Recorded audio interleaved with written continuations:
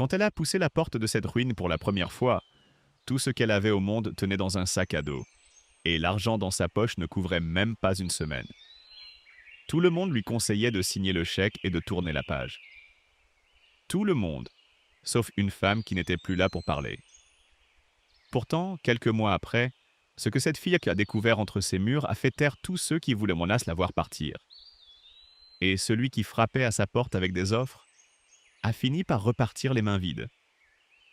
Si vous savez ce que c'est que de tenir bon quand tout vous pousse à abandonner, cette histoire va vous parler. Regardez-la jusqu'à la fin, abonnez-vous si ce n'est pas encore fait, et racontez-moi en commentaire. Quel est le nom qui a changé votre vie? Le jour de ses 18 ans, Camille Duvernay cessa d'être la responsabilité de qui que ce soit.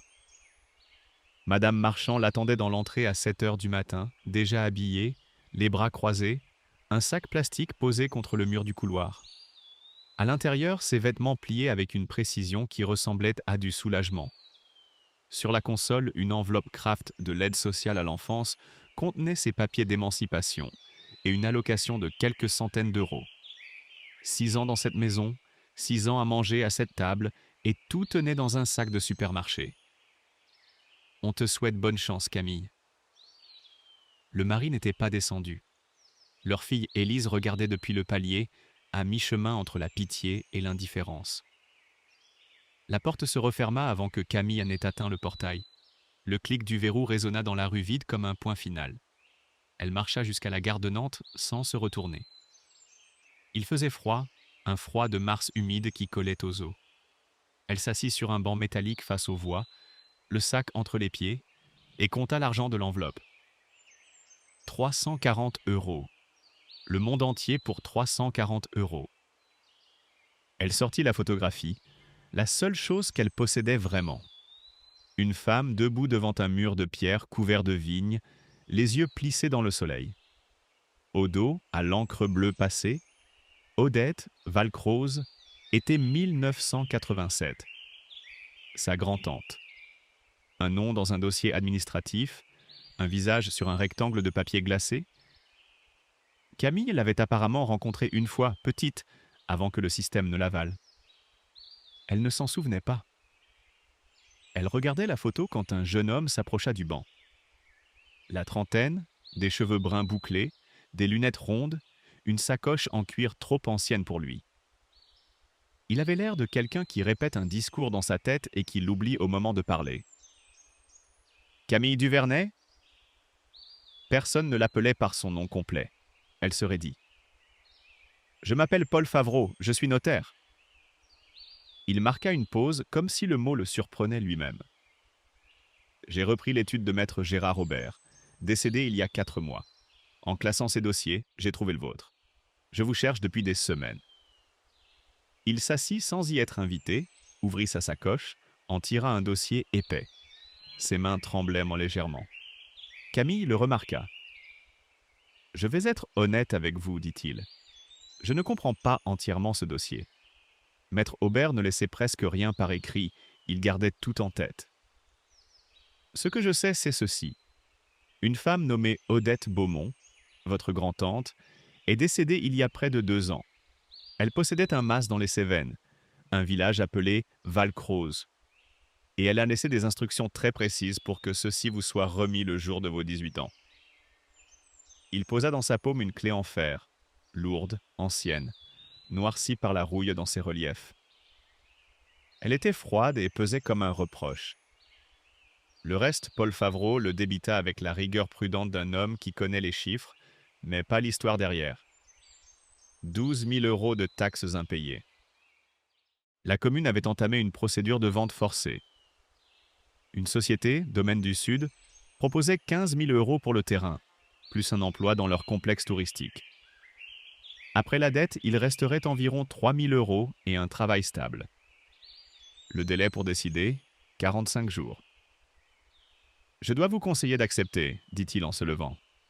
C'est la décision raisonnable. Il hésita, ajusta ses lunettes. Mais Maître Aubert avait noté 3 mots dans la marge de votre dossier. Elle a ses raisons. Je ne sais pas ce que cela signifie. Il a visiblement jugé que c'était important.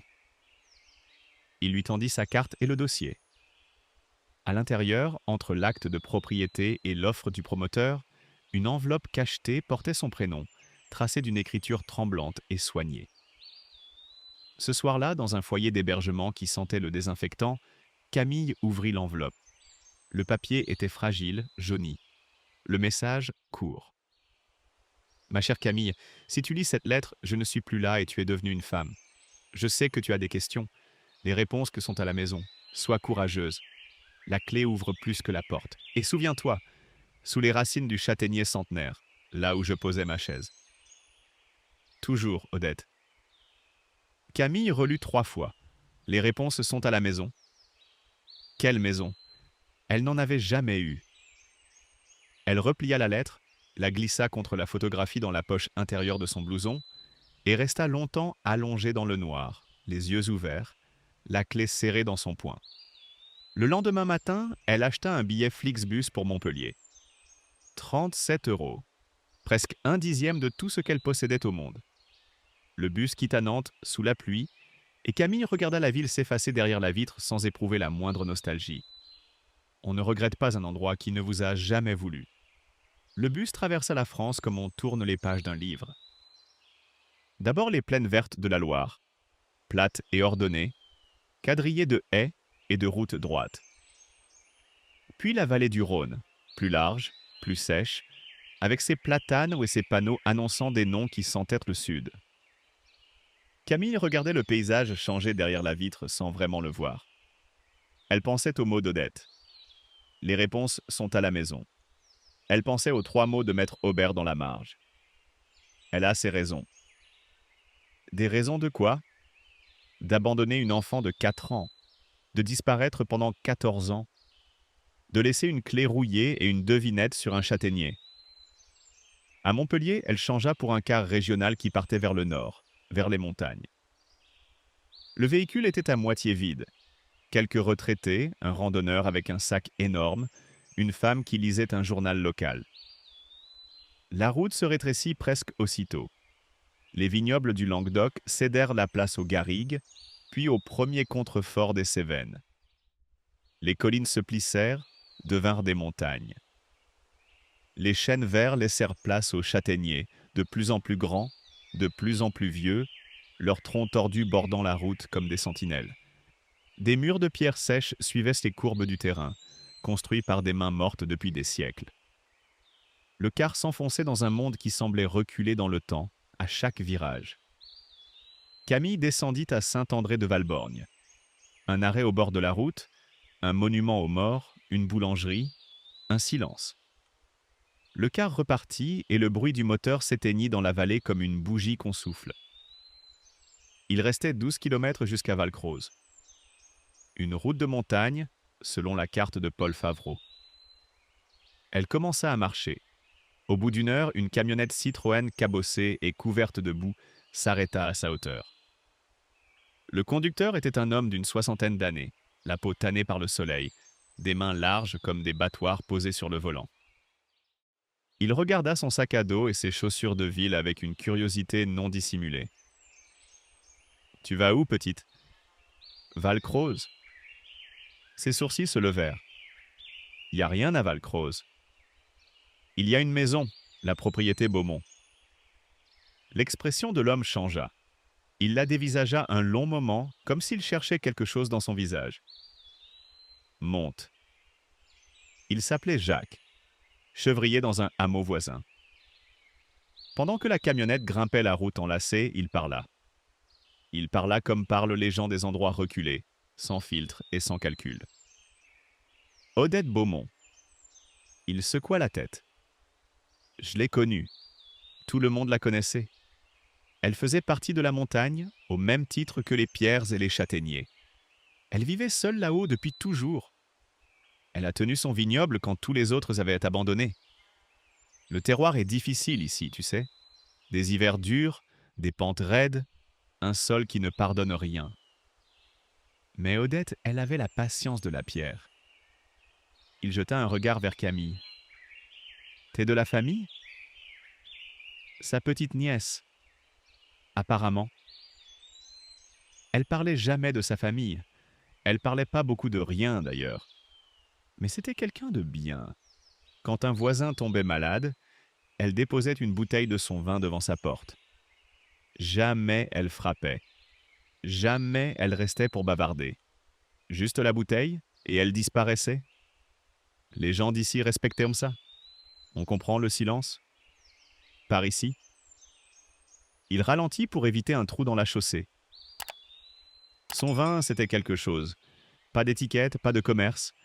Elle le faisait pour elle, pour la terre. Quelques bouteilles par an, données à la main. Ceux qui y ont goûté disaient que c'était comme boire la montagne elle-même. Quand elle est morte, les vignes ont été les premières à partir. 2 hivers s'entaillent et la montagne reprend ce qui lui appartient. Il arrêta la camionnette au pied d'un chemin de terre qui s'enfonçait dans les châtaigniers. C'est là. 20 minutes à pied, le mas est en haut. Il hésita.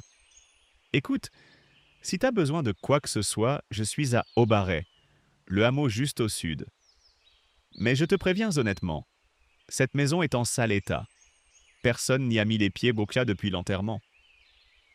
Camille le remercia. La camionnette redescendit la route dans un nuage de poussière, et le silence se referma sur elle comme de l'eau. Le sentier montait raide entre les châtaigniers. Leurs troncs énormes, noueux, centenaires, formaient une voûte au-dessus du chemin. La lumière qui filtrait à travers était verte et dorée, mouvante. Des fougères et des genêts sauvages pressèrent de chaque côté. Camille entendait un ruisseau quelque part en contrebas, et plus loin, le tintement sourd de cloches de chèvre. C'était beau, mais d'une beauté intimidante, souveraine, une beauté qui ne se souciait pas de sa présence. Et puis les arbres s'ouvrirent. Le mât était là, posé dans la pente, comme s'il avait poussé du sol. Pierres grises, murs épais, toits à moitié effondrés dont les lauses gisaient dans l'herbe comme des dents cassées. Le crépi s'écaillait par plaques, exposant la maçonnerie brute. Des vignes sauvages, non taillées depuis 2 ans, avaient envahi la façade sud et rampèrent sur ce qui restait de la toiture. Derrière, les terrasses de l'ancien vignoble descendaient la pente en escalier, enfouies sous les ronces. Ça et là, des ceps noueux dépassaient comme des doigts tordus. Camille resta immobile un long moment. Le vent faisait bruisser les herbes hautes autour d'elle. L'offre du promoteur lui traversa l'esprit comme une évidence froide. 15 000 €, un emploi, un appartement quelque part, une vie simple et propre, loin de cette ruine et de ces questions. Elle pouvait redescendre maintenant, retrouver la route, prendre le car, appeler Paul Favreau et signer. Mais elle avait la clé dans sa poche, et elle avait fait tout ce chemin. Elle traversa les herbes hautes qui lui arrivaient aux hanches. Des graines et des bardanes s'accrochèrent à son jean. L'air sentait le thym sauvage et la pierre chaude.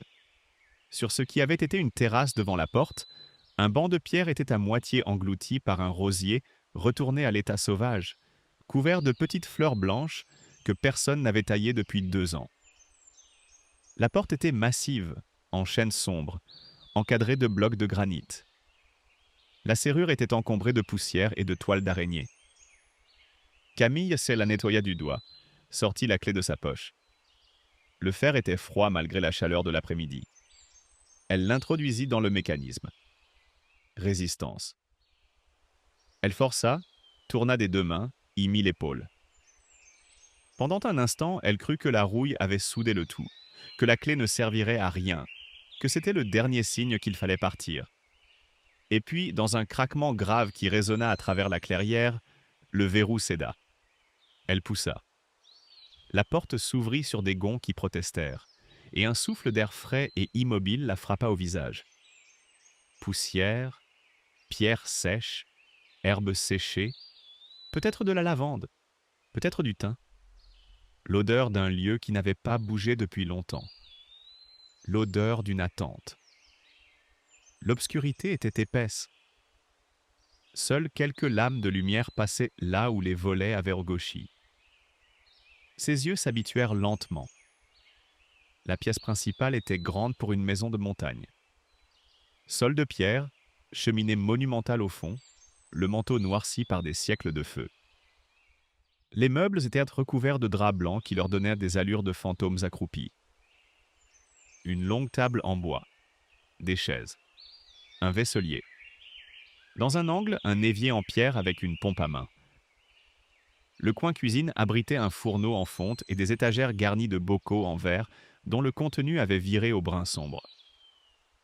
Tout était suspendu, figé. Une tasse et sa soucoupe posées sur la table. Un sécateur sur le rebord de la fenêtre.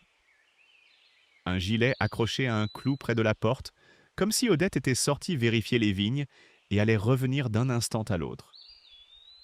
La pièce était saturée de son absence, une absence si dense qu'elle en devenait une présence. Camille retira les draps un par un. Chaque geste soulevait un nuage de poussière qui flottait dans les raies de lumière. Le bois dessous était solide, sombre, ciré par des décennies d'usage. Elle trouva des bougies dans un tiroir et en alluma une. La flamme repoussa les ombres et la pièce commença à ressembler moins à un tombeau qu'à un lieu habité qui dormait. Un escalier de pierre étroit menait à l'étage. 2 petites chambres sous le toit, là où les lauses tenaient encore. Dans la plus grande, le lit était fait, drap tiré, couverture pliée au carré. Un ordre minutieux, presque militaire. Sur le mur au-dessus de la commode, un cadre. Camille s'approcha et le souffle lui manqua. Une petite fille de 4 ou 5 ans, debout entre 2 rangées de vignes, riait aux éclats, les mains tachées de violet par le jus de raisin. Derrière elle, une femme plus jeune que sur la photographie du sac, une Odette d'il y a 15 ans, souriait en lui tenant les épaules. La lumière était celle d'une fin d'après-midi d'automne, dorée et oblique. L'enfant était elle. Camille le savait sans le moindre doute, bien qu'elle n'eût aucun souvenir de cet instant. C'était son visage, son rire, ses mains. Un moment de bonheur dont elle avait été amputée. Elle resta longtemps devant cette image. L'offre du promoteur pulsa dans un coin de sa tête. 3 000 € net, un emploi, un appartement. Vendre cette pierre et ce silence et s'en aller. Mais s'en aller de quoi, exactement? De qui? Elle redescendit. La bougie projetait des ombres mouvantes sur les murs. Elle fouilla méthodiquement. Chaque tiroir, chaque placard, chaque étagère. Elle regarda derrière les cadres, sous le tapis élimé, dans les bocaux. Rien. Elle tâta les pierres de la cheminée une par une, espérant un interstice, une cache. Rien. La lettre d'Odette lui revint. La clé ouvre plus que la porte. Il y avait forcément quelque chose. Son regard tomba sur l'armoire dans le coin le plus sombre de la pièce. Un meuble massif, en noyer sculpté, probablement aussi vieux que le mas lui-même. Il était poussé contre le mur de pierre, trop lourd pour qu'une seule personne le déplace. Camille ouvrit les portes. À l'intérieur, du linge plié avec soin, empilé sur des étagères en bois brut. Une odeur de cèdre et de lavande s'en échappa, intacte, comme un dernier geste de la femme qui avait rangé ses draps. Elle passa les mains derrière les piles, le long des parois. Rien. Puis, en s'appuyant plus fort contre le fond du meuble, elle sentit quelque chose céder. Un jeu infime. Un son creux sous ses paumes. Le panneau arrière n'était pas fixe. Elle retira le linge pile par pile et examina les bords du panneau. De minuscules chevilles de bois, presque invisibles, le maintenaient en place. Elle les fit jouer une à une, du bout des ongles, patiemment, le cœur battant de plus en plus fort. La dernière céda et le panneau vint avec un murmure de bois ancien. Derrière, dans l'espace étroit entre le dos de l'armoire et le mur de pierre, il y avait une boîte. Métal vert olive, rectangulaire, lourde. Une vieille caisse à munitions. Camille la sortit. Quelque chose bougea à l'intérieur avec un bruit sourd. Elle posa la boîte sur la table, à côté de la tasse vide d'Odette, et resta un moment immobile, les mains à plat sur le couvercle froid, comme si elle pouvait sentir à travers le métal ce que la boîte contenait. Puis elle souleva le loquet. Des lettres. La boîte était pleine de lettres. Des dizaines, peut-être une centaine, empilés en liasses serrées et ficelées avec de la corde de cuisine. Le papier avait jauni. Les élastiques qui retenaient certaines liasses avaient séché et cassé depuis longtemps. Tout en dessous, un document plié en 4. Camille le déplia. Un acte de naissance? Le sien. Camille Duvernay, née le 14 mars à Nîmes, Gard. Nom de la mère, Hélène Beaumont, décédée.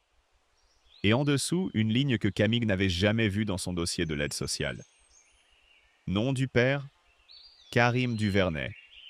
Un nom. Un vrai nom. 14 ans dans le système et personne ne lui avait jamais dit que son père avait un nom. Ses mains tremblaient. Elle prit la première liasse, défit la corde, ouvrit la lettre du dessus. L'écriture était celle d'Odette, la même que sur l'enveloppe, mais plus ferme, plus assurée. Celle d'une femme qui avait encore de la force. L'en-tête portait une date. 10 ans plus tôt, une semaine après que Camille avait été placée. Ma chère Camille, cela fait 1 semaine que je t'ai laissée. C'est la plus longue semaine de ma vie. J'espère que quand tu liras ces mots, tu seras assez grande pour comprendre. J'espère que tu pourras trouver dans ton cœur la force de me pardonner. Je ne t'ai pas abandonné. Je t'ai sauvé. L'histoire qu'on t'a racontée est un mensonge. Un mensonge nécessaire. Un bouclier. La vérité, c'est bien plus dangereuse. Camille cessa de respirer. Ton père, Karim, n'était pas un mauvais homme au début. Ta mère l'aimait. Mais il s'est laissé prendre par des gens dangereux, à Marseille, par le port. De la drogue, de la contrebande, des dettes qui grossissaient plus vite qu'il ne pouvait les rembourser. Quand ta mère est morte, j'ai cru que nous étions libérés de lui. Mais les hommes à qui il devait de l'argent n'ont pas oublié. Ils sont venus ici, Camille. Ils sont venus dans cette maison. Ils voulaient te prendre. Une enfant de 4 ans, comme monnaie d'échange, comme paiement. Je t'ai cachée dans la cave sous la vigne, dans le noir. Tu étais si petite. Tu n'as pas pleuré. Tu m'as tenu la main et tu as été courageuse, plus courageuse que quiconque ne devrait l'être à cet âge. Ils ont fouillé la maison, ils n'ont pas trouvé la cave. Ils sont partis, mais je savais qu'ils reviendraient. L'aide sociale à l'enfance, le système des familles d'accueil, c'est un endroit froid et imparfait. Je le sais.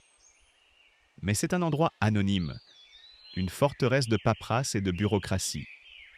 Une enfant abandonnée par une vieille femme pauvre disparaît dans les dossiers. Une enfant enlevée par des criminels est un otage pour toujours. Alors j'ai fait le choix le plus difficile de ma vie. Je t'ai conduite à la gare routière de Nîmes. J'ai glissé un mot dans la poche de ton manteau. Je t'ai assise sur un banc.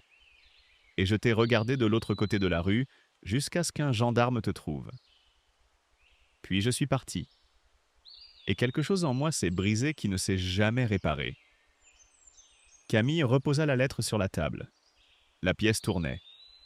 Toute sa vie, la totalité de ce qu'elle croyait être, reposait sur une histoire simple et cruelle. On l'avait abandonnée.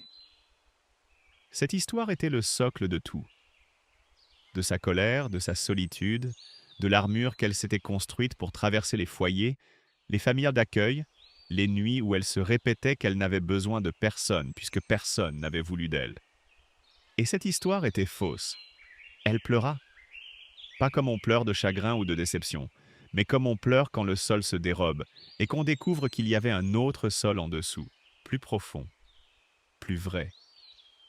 Elle ne pleurait pas pour la petite fille laissée sur un banc de gare routière.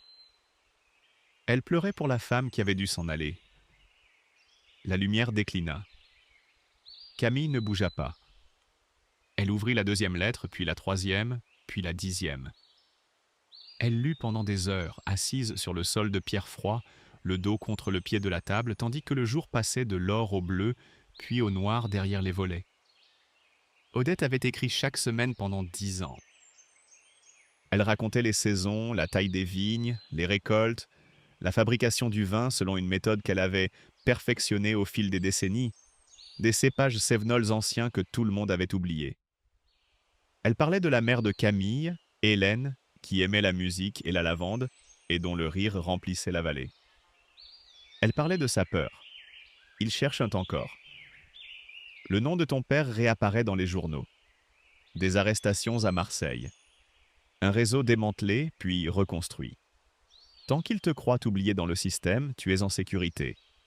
Et elle parlait de la terre. Un promoteur de Montpellier veut t'acheter.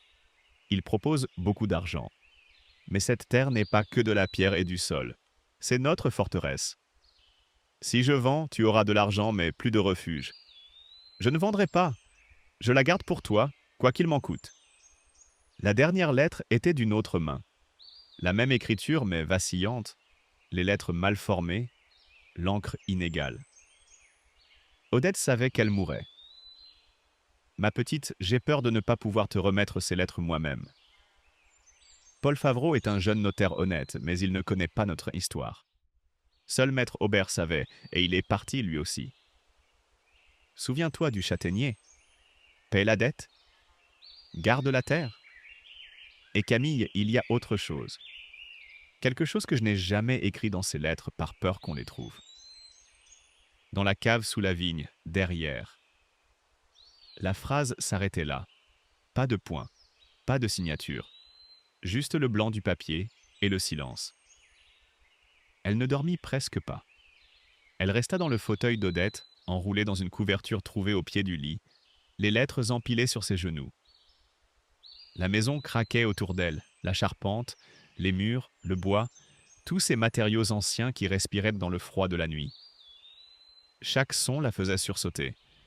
Mais ce n'était pas la peur qui la tenait éveillée. C'était la phrase inachevée. Dans la cave sous la vigne, derrière. Derrière quoi? Elle tournait ces mots dans sa tête comme on retourne une pierre dans sa main, cherchant la faille, l'angle qui révélerait ce qu'il y avait dessous. Mais d'abord, le châtaignier. L'aube entra par les fentes des volets, grises puis dorées. Camille est sortie. L'air du matin était vif, presque froid malgré le printemps, chargé d'une odeur d'herbe mouillée et de terre.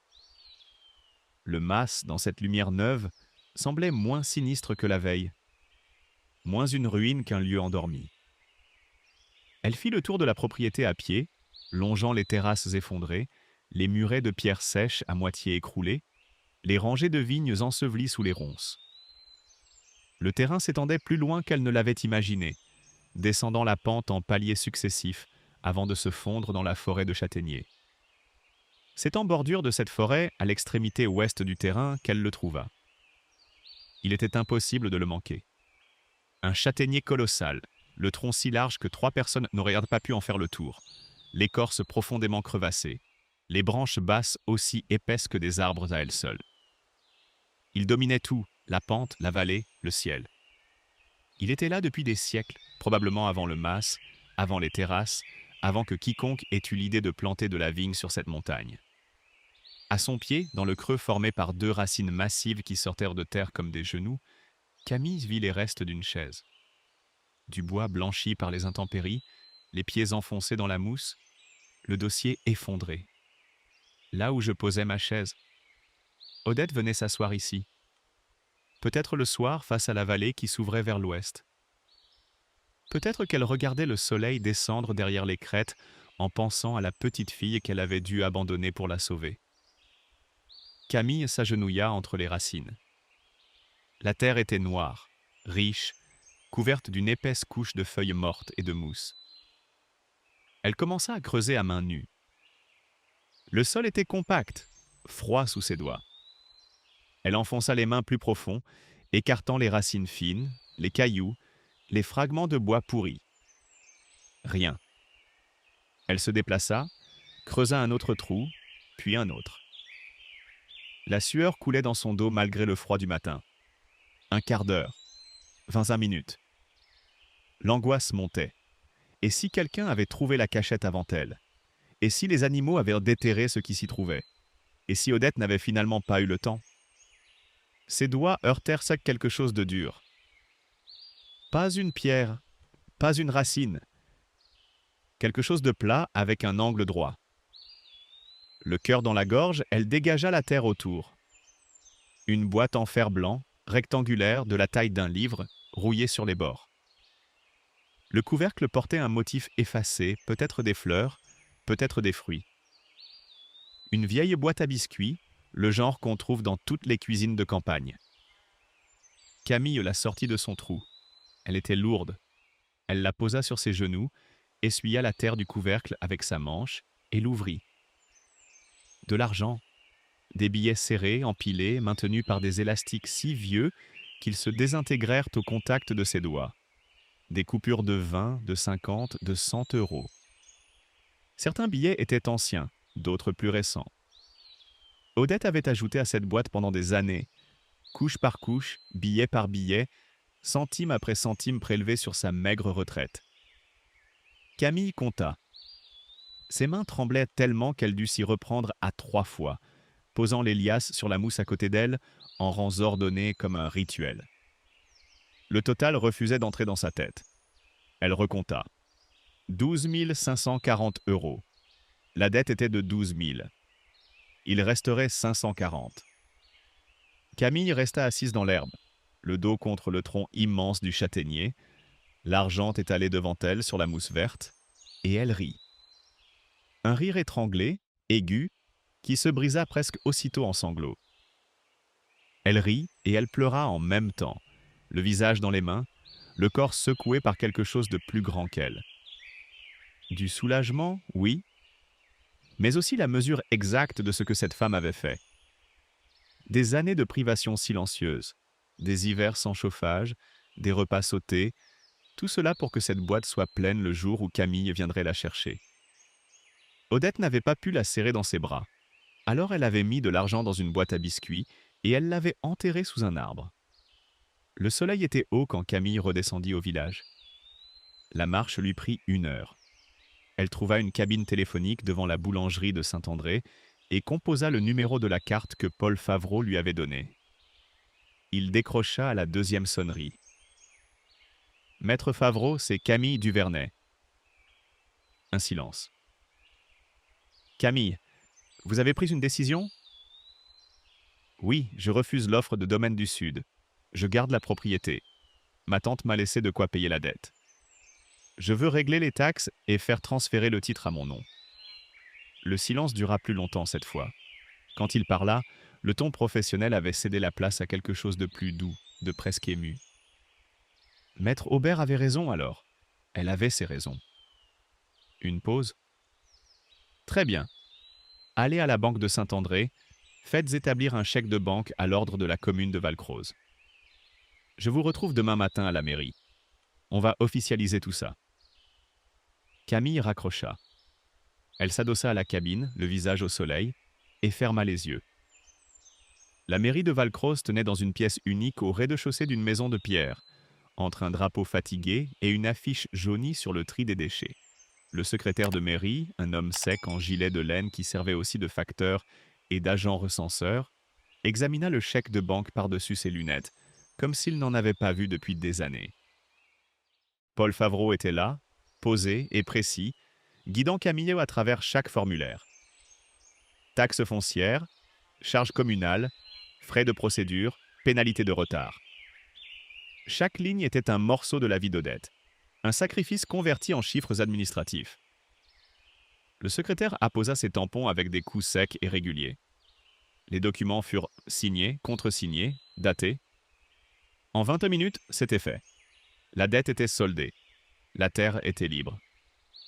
Et Camille Duvernay, 18 ans, sans diplôme, sans expérience, sans famille, était officiellement propriétaire d'un mas en ruine et de 2 hectares de vignobles abandonnés dans les Cévennes. Paul Favreau la raccompagna jusqu'à la place du village. Il portait le dossier sous le bras, le même dossier que Maître Aubert avait gardé pendant des années dans son étude. « Vous savez, dit-il en s'arrêtant près de sa voiture, quand j'ai hérité de cette étude, j'ai pensé que ce dossier était une erreur. Une vieille femme, un mas qui ne vaut rien, une mineure introuvable. J'ai failli le classer sans suite. » Il regarda vers les montagnes. « Je suis content de ne pas l'avoir fait. » Il lui serra la main un peu maladroitement et monta dans sa voiture. Camille le regarda partir, le dossier terminé, le lien coupé. Elle était seule avec sa montagne. Les premiers jours furent un combat silencieux contre le temps et l'abandon. 540 € pour tout budget. Camille fit l'inventaire de ce qu'elle avait. Le mas, ses murs, ses outils rouillés, l'eau du puits derrière la maison dont la pompe à main finit par donner un filet clair et glacé après une heure d'effort. Et ses deux mains. Elle nettoya le mât pièce par pièce. Balaya la poussière de 2 ans, lava le sol de pierre à grande eau, ouvrit les volets un par un et laissa le vent de la montagne chasser l'air immobile. Elle battit les couvertures dehors, aéra le matelas, frotta les vitres avec du vinaigre trouvé dans le cellier. Le fourneau en fonte, après un long moment d'incertitude et beaucoup de fumée, accepta de fonctionner. Le premier repas chaud qu'elle mangea dans le mas fut une soupe de pommes de terre achetée à l'épicerie de Saint-André, mangée debout devant la fenêtre ouverte, en regardant le soleil descendre sur les terrasses. Elle répara ce qu'elle pouvait avec ce qu'elle trouvait. Des planches récupérées dans une remise effondrée derrière le mas servirent à consolider un volet. Des pierres tombées du muret de la terrasse furent remontées une à la main, sans mortier, posées à sec comme les anciens les posaient. Le toit était un problème plus grave. La moitié des lauses avaient glissé, laissant la charpente exposée. Camille installa une bâche achetée au marché de Saint-André pour protéger les poutres, sachant que c'était un pansement et pas un remède. Mais c'était ce qu'elle avait. Le 4e jour, en vidant un tiroir de la cuisine pour le nettoyer, elle trouva le cahier. Un cahier d'écolier à couverture cartonnée, épais, les pages couvertes d'une écriture serrée. Sur la première page, un seul mot. Vigne. À l'intérieur, Odette avait consigné des décennies de savoir. Chaque cépage était décrit avec une précision minutieuse. Des noms que Camille ne connaissait pas, des variétés cévenols anciennes, abandonnées par tout le monde sauf par cette femme obstinée. Les terrasses étaient numérotées, c'est croquées au crayon, chaque rangée annotée. Les dates de taille, de vendange, les quantités récoltées année par année. Et dans les dernières pages, la recette du vin. Pas une recette au sens industriel, plutôt un journal intime de la fermentation, des notes sur les assemblages, sur les températures de la cave, sur le temps de macération. Un mode d'emploi écrit pour quelqu'un qui ne connaissait rien mais qui voudrait apprendre.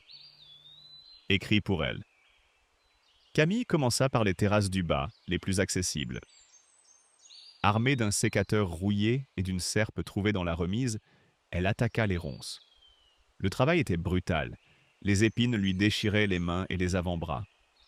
La terre, compactée par 2 ans sans entretien, résistait à chaque coup de pioche.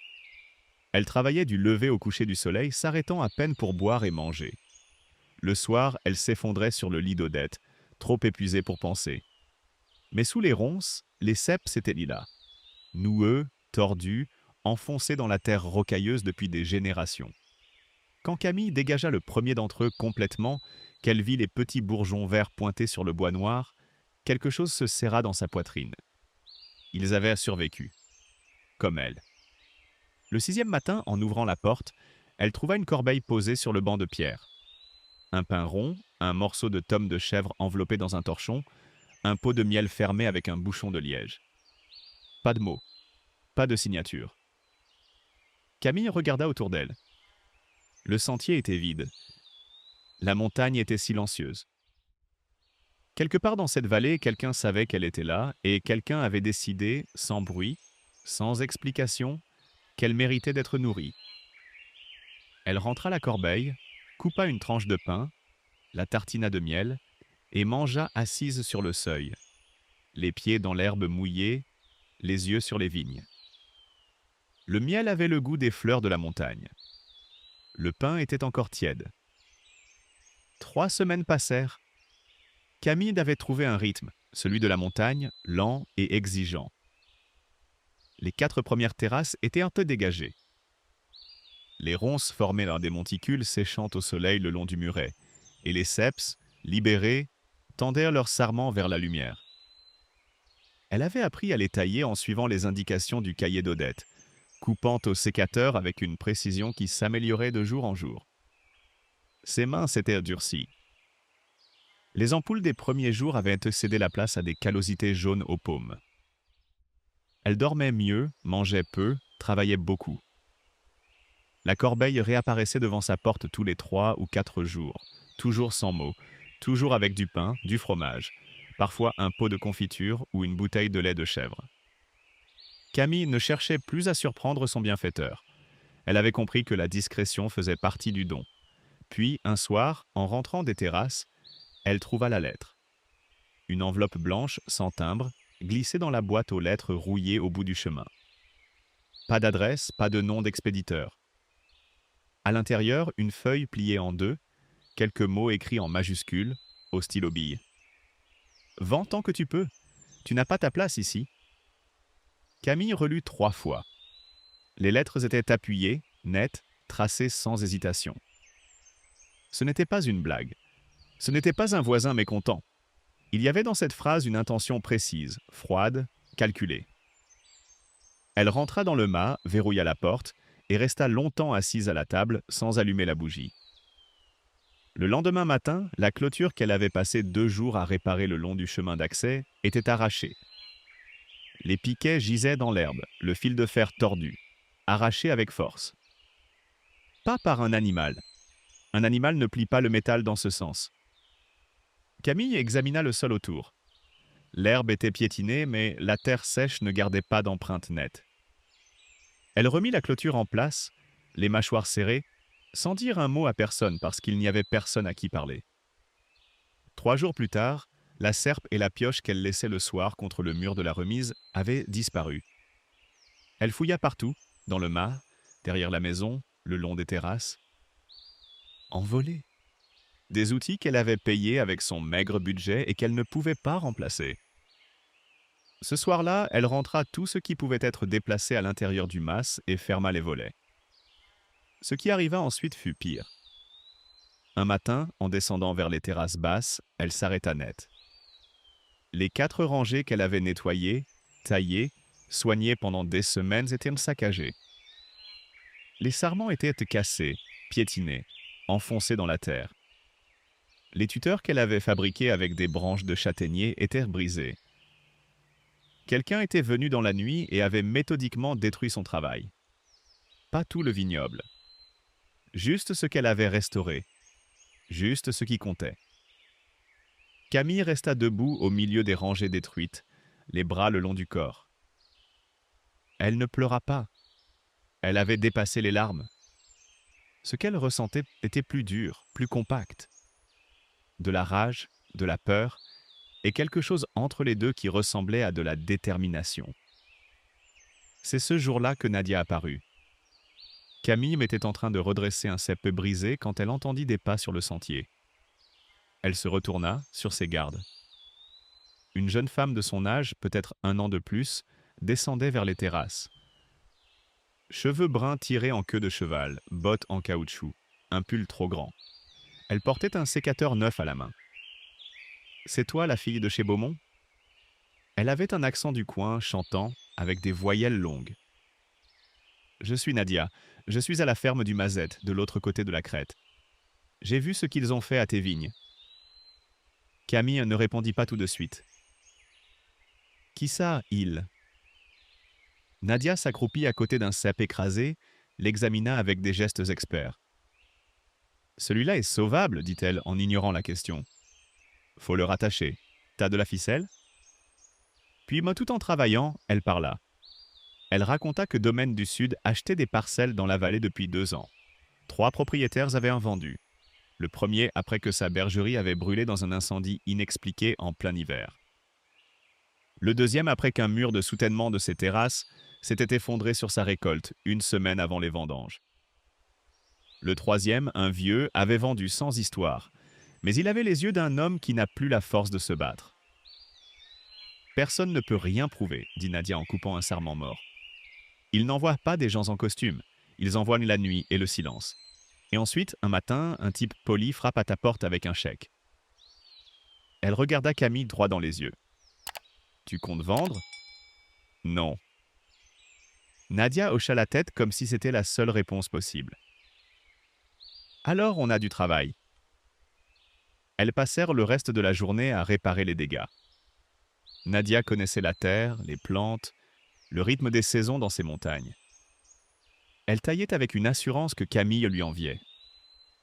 En fin d'après-midi, les rangées n'étaient tellement plus un champ de destruction, mais quelque chose de blessé qui pouvait guérir. Cette nuit-là, seule dans le mas, Camille écouta. Chaque bruit de la montagne, le vent dans les châtaigniers, le cri d'un rapace nocturne, le craquement d'une branche prenaient un sens nouveau. Elle n'était plus seulement une femme seule dans une maison isolée. Elle était une cible. Quelqu'un la surveillait. Quelqu'un attendait qu'elle parte. Elle serra la clé d'Odette dans sa paume et ne ferma pas les yeux avant que l'aube ne blanchisse les volets. Mais elle ne fit pas ses valises. Elle ne descendit pas au village. Elle ne décrocha pas le téléphone pour appeler Paul Favreau et accepter l'offre. Elle resta. Les incidents ne cessèrent pas. 2 semaines après le saccage, Camille trouva le tuyau qui reliait le puits à l'abreuvoir de pierre sectionné net. 1 semaine plus tard, une vitre du mas fut brisée pendant la nuit par une pierre lancée de l'extérieur. Elle répara, remplaça, recommença. Chaque matin, elle inspectait la propriété avant de commencer le travail, et chaque matin, elle se préparait à découvrir un nouveau dégât. Certains matins, il n'y avait rien, et ces matins-là étaient presque pires, parce que l'attente est plus épuisante que le coup. Nadia venait 3 fois par semaine, parfois 4. Elle arrivait par le sentier de crête avec ses bottes crottées et son sécateur, sans jamais prévenir, sans jamais demander si elle dérangeait. Les 2 femmes travaillaient côte à côte en parlant peu.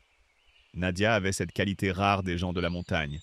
Elle savait être présente sans remplir le silence. Quand elle parlait, c'était pour dire quelque chose d'utile. Taille au-dessus du 2e œil. Ce muret va tenir si tu cales la pierre du bas. Il va pleuvoir demain, rentre le bois. C'est Nadia qui proposa de descendre dans la cave. Le mas, comme beaucoup de fermes cévenols, était construit sur une cave voûtée creusée à même la roche, accessible par une trappe dans l'arrière-cuisine. Camille avait soulevé la trappe le premier jour, mais l'obscurité et l'odeur de moisissure l'avaient arrêtée. Elles y descendirent ensemble, armées de lampes torches et de balais. L'escalier de pierre était étroit, glissant, taillé dans le schiste.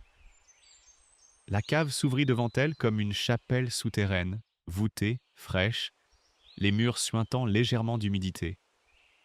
Le sol était en terre battue, et le long des murs, dans la pénombre, se dressaient les barriques. Il y en avait 8, en chêne cerclées de fer noircies par des décennies d'usage. Certaines étaient fendues, irrécupérables. Mais 3 d'entre elles, quand Camille frappa le bois du poing, rendirent un son plein, solide. Le bois avait tenu. Au fond de la cave, un vieux pressoir à vis en bois et fonte reposait sur un socle de pierre, couvert de poussière et de toiles d'araignée, mais structurellement intact. Nadia le nettoya, graissa le mécanisme, fit tourner la vis. Elle grinça, résista, puis céda. Le pressoir fonctionnait. L'été passa, Camille vivait au rythme des vignes. Le cahier d'Odette ne la quittait plus, posé chaque soir sur la table de la cuisine, ouvert à la page du jour. Les ceps rescapés, ceux qui avaient survécu à 2 ans d'abandon et au saccage, répondaient aux soins avec une vigueur qui la surprenait. Des grappes apparurent en juillet, petites, serrées, d'un vert intense qui fonça lentement vers le bleu puis le noir. Les grains étaient minuscules comparés à ceux des vignobles industriels de la plaine. Mais Nadia, en croquant un, ferma les yeux et hocha la tête. Concentrée, dense. Des cépages que plus personne ne cultive. Odette savait ce qu'elle faisait. Les vendanges eurent lieu fin septembre. Elles étaient 2, à la main, courbées entre les rangées de l'aube au crépuscule.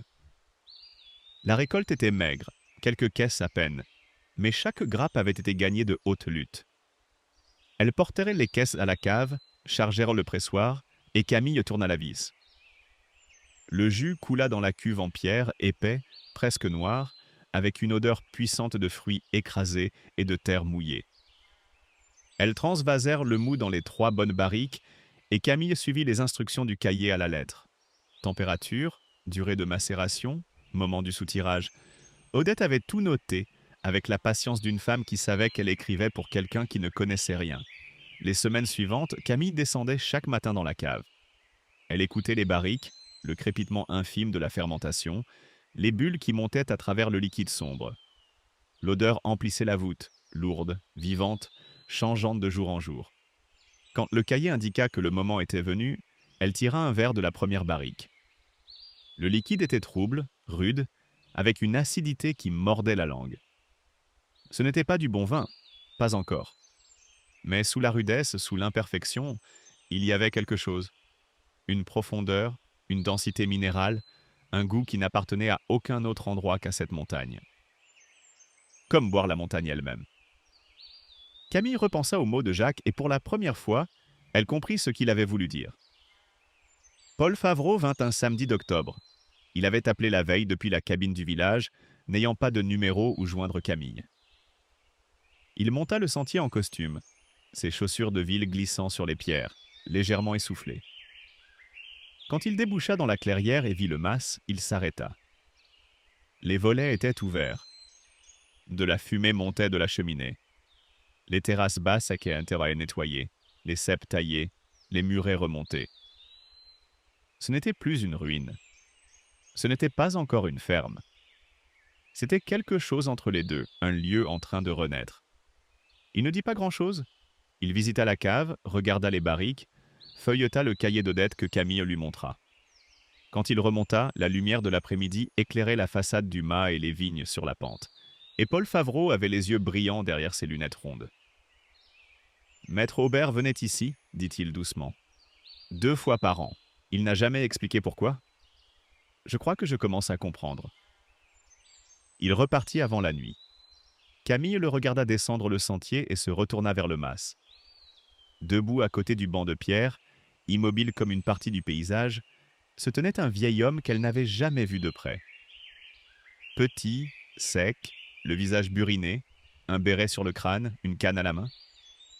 Derrière lui, une chèvre grise broutait les herbes folles, avec une indifférence souveraine. Fernand, le berger d'Aubaret, l'homme aux corbeilles. Il regarda Camille. Elle soutint son regard. Il ne sourit pas, ne tendit pas la main, ne s'avança pas.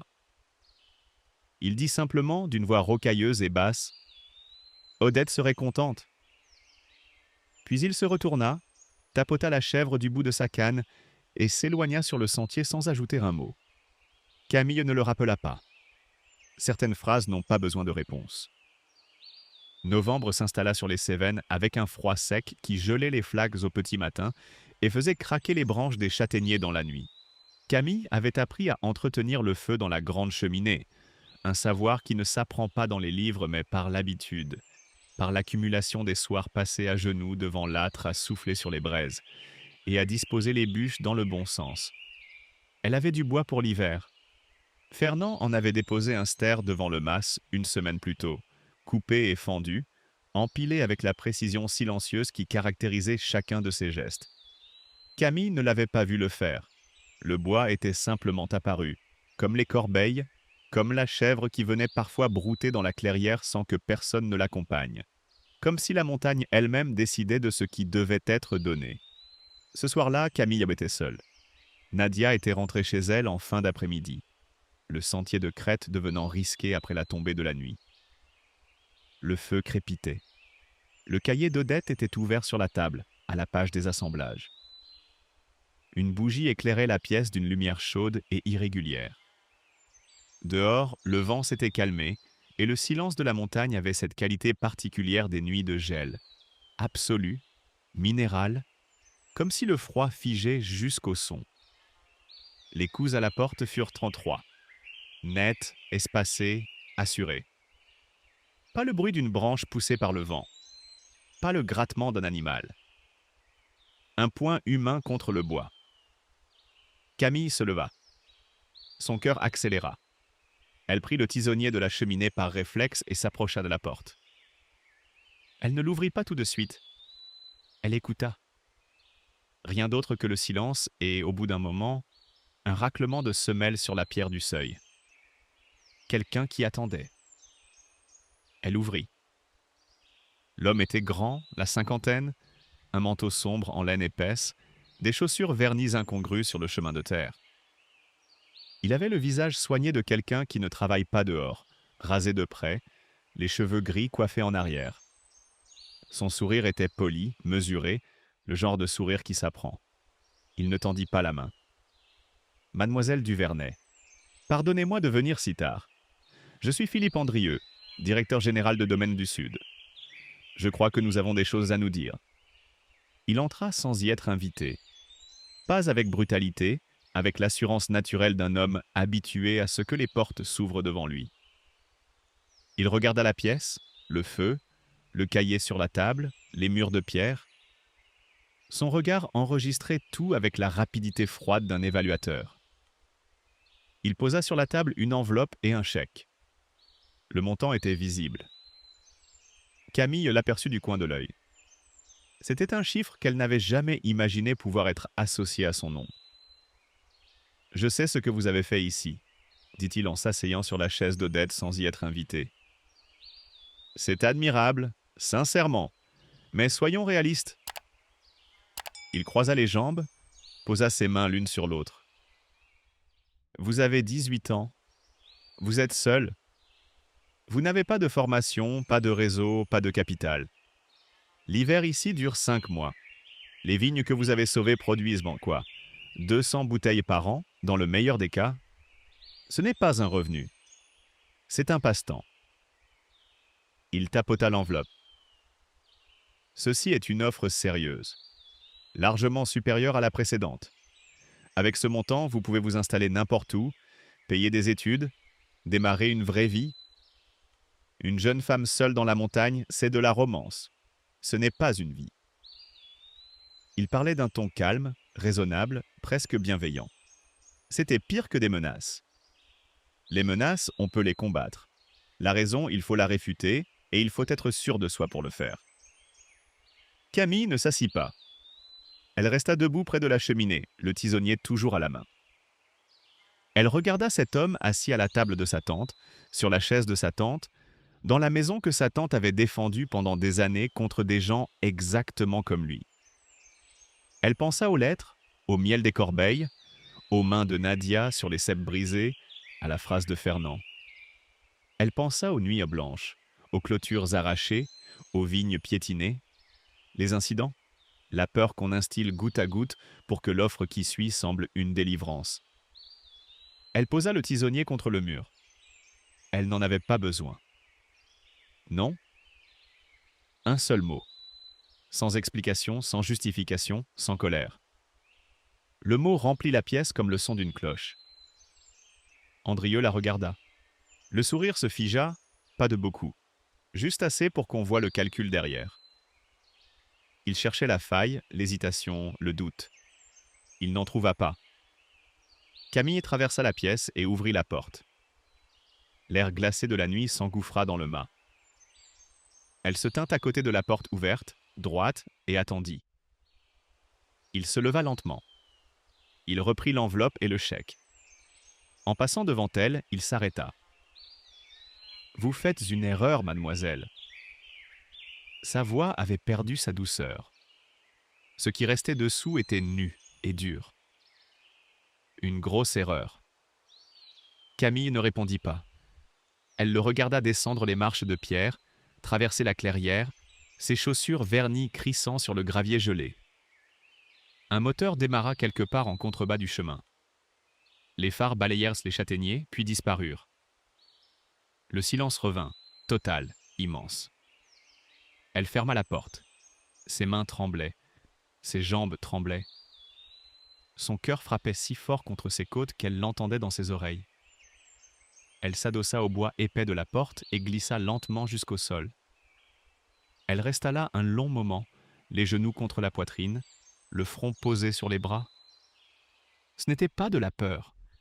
C'était la décharge de tension d'un combat terminé. Il ne reviendrait pas.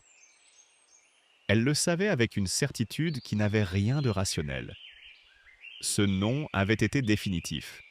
Il l'avait entendu. Le feu crépitait. La maison était chaude. Et dans le silence retrouvé, comme un écho attendant son heure depuis des mois, les mots d'Odette revinrent. La dernière lettre, la phrase sans fin, le blanc après le dernier mot. Dans la cave sous la vigne, derrière. Camille leva la tête. Il restait une chose à faire. La cave sous la vigne n'était pas la cave voûtée du mas. C'était autre chose, plus ancienne, plus profonde. Camille en avait trouvé l'entrée en défrichant la 5e terrasse, une dalle de schiste posée à plat entre deux murets, dissimulée sous un épais tapis de lierre. Nadia l'avait remarqué la première. « C'est pas un rocher, ça, c'est une porte. » Elles avaient dégagé le lierre et soulevé la dalle à deux. Un escalier taillé dans la roche descendait dans l'obscurité. Camille y était descendue une fois, brièvement, assez pour voir que la grotte naturelle avait servi de cave à vin autrefois. Des étagères de pierre le long des parois, des niches creusées dans le schiste. Mais elle n'était pas allée jusqu'au fond. Quelque chose l'avait retenue. La peur peut-être, ou le pressentiment que ce qu'elle trouverait là-bas changerait tout, et qu'elle n'était pas encore prête. Elle l'était maintenant. Le lendemain de la visite d'Andrieux, à la première heure, elle descendit. La torche éclairait les parois humides, le schiste noir venait de quartz qui brillait par endroits. L'air était frais, constant, chargé d'une odeur minérale, pas la moisissure de la cave du mas, mais quelque chose de plus propre, de plus ancien. L'eau. Quelque part dans cette roche, il y avait de l'eau. Elle l'entendait, un murmure infime, un filet qui coulait à travers la pierre. Elle dépassa les étagères vides, les niches où Odette avait jadis entreposé ses bouteilles. La grotte s'enfonçait plus loin qu'elle ne l'avait pensé, le plafond s'abaissant progressivement. Camille dut baisser la tête. Le faisceau de la torche balayait les parois et c'est là, au fond, qu'elle vit la différence. Le mur qui fermait la grotte n'était pas naturel. Les pierres étaient plus petites, taillées, ajustées avec du mortier. Un travail récent comparé à la roche millénaire autour. Quelqu'un avait muré le fond de la cave. Les joints étaient réguliers mais pas professionnels. Le travail d'une personne seule, patiente, déterminée. Camille posa la torche sur une étagère de pierre et commença à démonter. Les pierres du haut vinrent facilement. Le mortier était fin et sec. Plus elle descendait, plus les pierres étaient lourdes, calées avec soin. Elle travaillait en silence, empilant chaque bloc derrière elle, les mains blanches de poussière de chaux. Au bout d'une heure, l'ouverture était assez grande pour y passer le bras. Elle braqua la torche. Une niche, étroite et sèche, protégée de l'humidité par la maçonnerie. À l'intérieur, un tube en plastique rigide, le genre utilisé pour transporter des plans d'architecte, fermé par un bouchon vissé.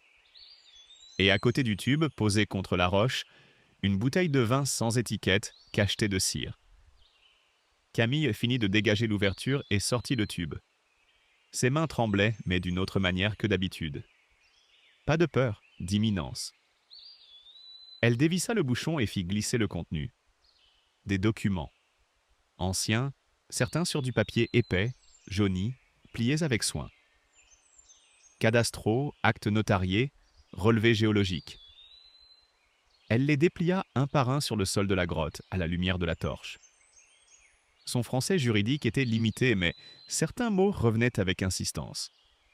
Source, droit d'eau, concession perpétuelle, analyse minérale. La propriété Beaumont ne s'arrêtait pas aux vignes et aux mâts.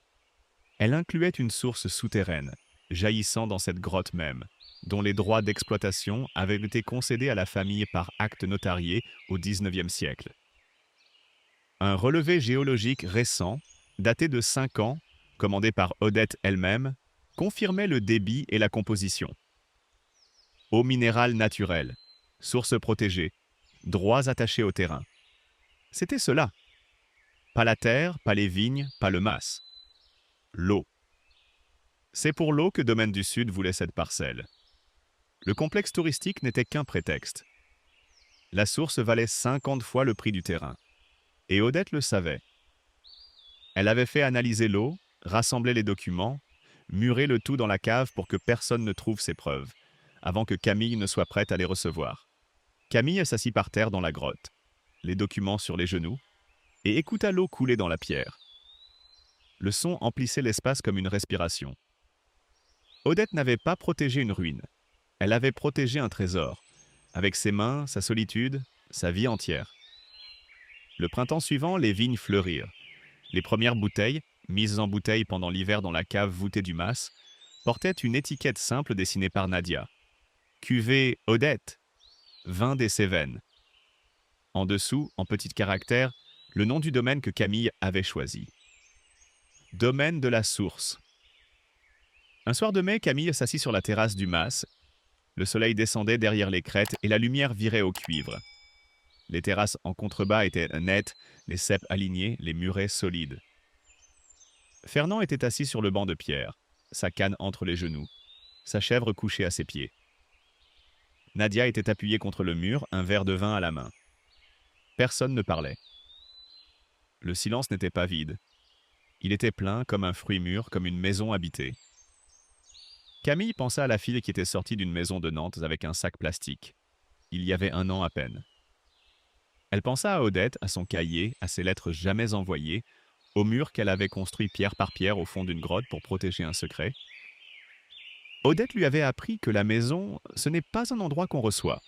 C'est un endroit qu'on bâtit, qu'on défend, qu'on mérite. Elle lui avait sauvé la vie en la laissant partir. Et elle lui avait sauvé l'âme en lui laissant un chemin pour revenir.